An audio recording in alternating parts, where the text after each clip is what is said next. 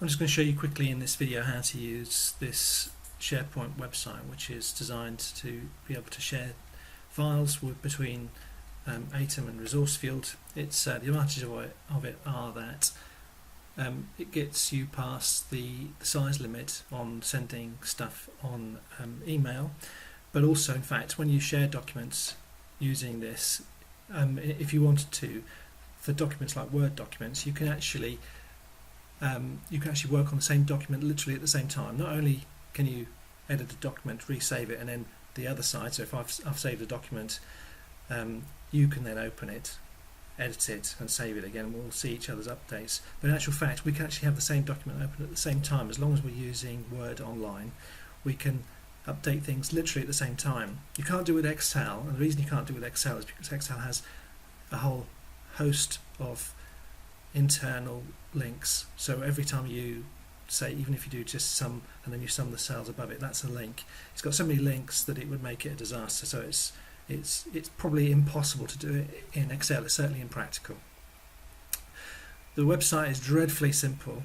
The most confusing thing about it really is that I want you to ignore the quick links on the side. I'm going to leave them in there. It's kind of difficult to take them out anyway. I'm going to leave them in there because if you know how to use SharePoint, you can use them. But if you're not very familiar with it, then the only two that you're interested in are these two here.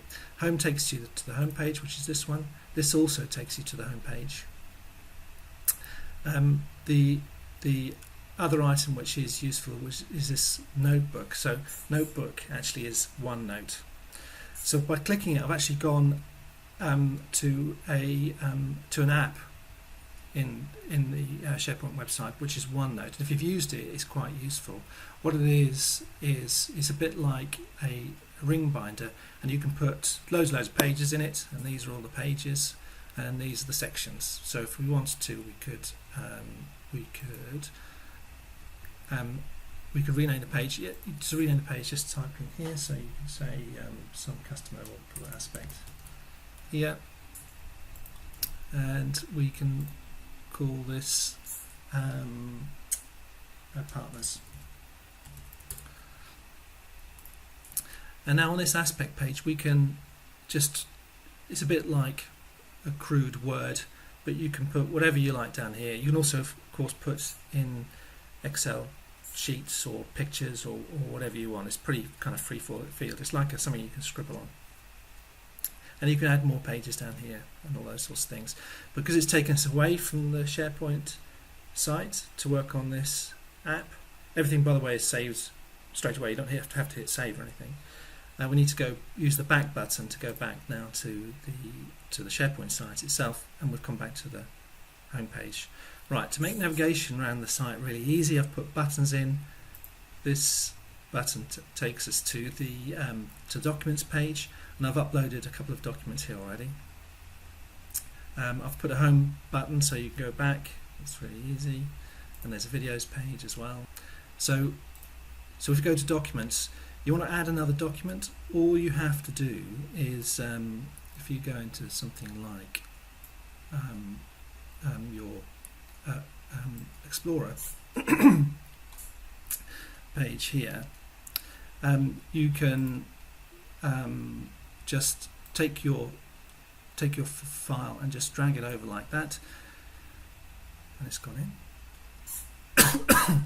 You can also use the upload button if you want to, and if you want to create a new document straight from there, so you can use, create a Word document while you're in the web page, you can do that.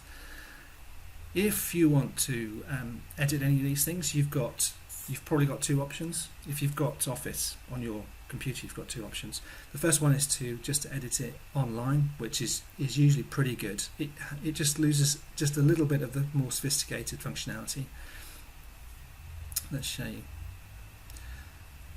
So this has now gone to another app. It's gone to the PowerPoint Online app, and here we can do whatever we want to do. We can look at the document and we can edit it as well.